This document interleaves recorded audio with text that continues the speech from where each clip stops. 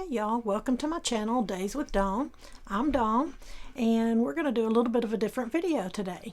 We're in my pantry, which is actually a bedroom in my house that's no longer occupied. And so I've turned it into a pantry. As you can see, I've got the shelves along the wall. I have a very small kitchen. And so I had food and all my supplies just stored in closets and nooks and crannies all over my house. And so once this room became empty, I said, you know what? I am going to make this a supply room. And so this is where I keep all of my pantry items. I say all, not the things that I use the most. They stay in the kitchen. But these are my backup supplies, any kind of extra things that I have. So let me do a little backstory here about a pantry. Okay, first of all, my grandparents on my mom's side, I'm pretty much think that she was a prepper. Now, prepper can be whatever you make it. For me, it has a bunch of different meanings. I will get to this. So I started storing food, long-term storage, 10 plus years ago. And I'm so thankful that I did, because in 2014, my husband had an accident at work that left him where he could not leave the house. And so for quite a while, we stayed right here at the house. And had I not had my pantry stocked like I did, it would have been so much harder because I had to be right here with him at all times. So a prepper pantry doesn't always have to be prepping for doomsday, although that's not a bad idea either. So it was just very helpful that I could just be here with him, help him along the way, and not have to leave for long periods of time to go get groceries and supplies and all of that. So that's kind of a backstory on preparedness for me. Now, it's since 2020, I know all of us have survived through 2020, it's taken on a whole new meaning for me. And I think things are going to get worse before they get better. So I guess this video is like a encouragement video for everybody to start preparing for what's to come. It does not hurt. It will not kill you to have extra. Spend a little extra here and there. Have extra food in your pantry for hard times, whatever those hard times might be. So with that, I'm going to take you along and putting up some of my grocery items and showing you kind of some of the things that I do in my pantry. So I store some of my things up here in plastic totes, and I label them. And most of this stuff is things that I don't want, if I got a little critter in here like a mouse, which has happened before, but before this was a pantry, I did get a mouse in this room. So, so I store it in a plastic container. Can they chew through this plastic container? Yes, they can. But it's a little bit of protection. I check my stuff just about daily, kind of look over and see if I see anything out of the ordinary. So, in here, I'm going to put crackers. And I've got some crackers. Now my mom, she takes crackers and I think she vacuum seals them in jars and they stay fresh. And that is an excellent idea, but we go through them fast, probably faster than her, and I don't have time. I just don't have time. So in this one, I have like mac and cheese and potatoes. So I just get it down. I'm unloading my groceries from the grocery haul, and I put them in here, and I try to keep them oldest to newest. So whenever I pick one up out of here, I know that these at the front are the oldest, and I grab from there first and put it back. Another thing I do is like on cake mixes. The expiration date is right here on top. So I just take the expiration date, which is March 24, and I write it on the edge of the box.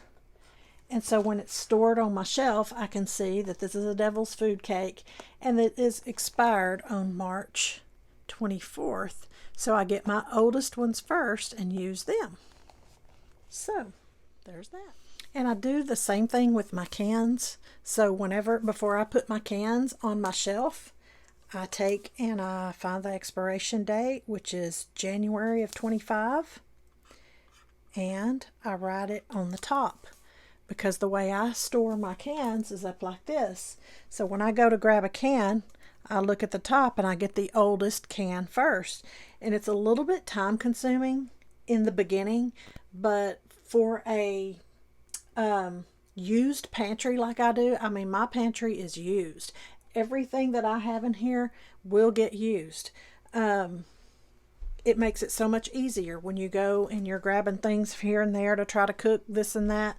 Get your oldest one first so you don't have a lot of expired food. However, my old way, when I had everything and all the nooks and crannies all over the house, I had so much food expire.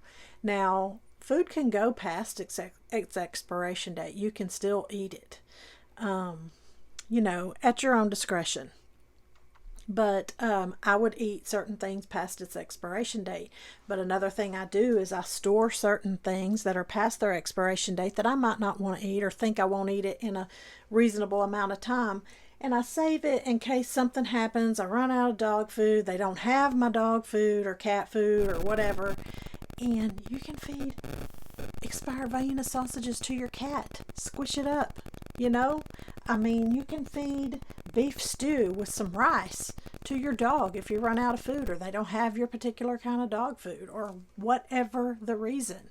So the expired food may not be eaten by us, but it could be eaten by the animals or whatever. So you just kind of got to think when you're building a pantry, what you use, and if you don't want to use it past its expiration date, and how you store it. Because if you don't store it right, then you're going to have a lot of expired things. So here I am. I'm just writing all the dates down on my cans so they're easy to see. So like this one is very, very hard to see. And that way, when I write it, it is just plain as day. I know December of 25, if it lasts that long, I need to eat it by then. Okay, so I'm still working in here, but I thought I'd show you a little overview of what I'm doing. And this is my youngest little grandson's car bed. He loves his car bed when he comes to Nana's house. This is the darkest room in the house and the quietest room in the house, and he sleeps so good in here. So I always tell him, you ain't country unless you sleep on your Nana's floor in her pantry. So that's where he sleeps. And he don't touch a thing as far as I know. He might climb up on that table when we're not in here though. I don't know. So we'll start over here. Most of these buckets are empty. I emptied some of them out, but here, this is, like I said, it's kind of dusty, but this is a working pantry. So I don't, Mylar bag anything, because I dip out of the sugar.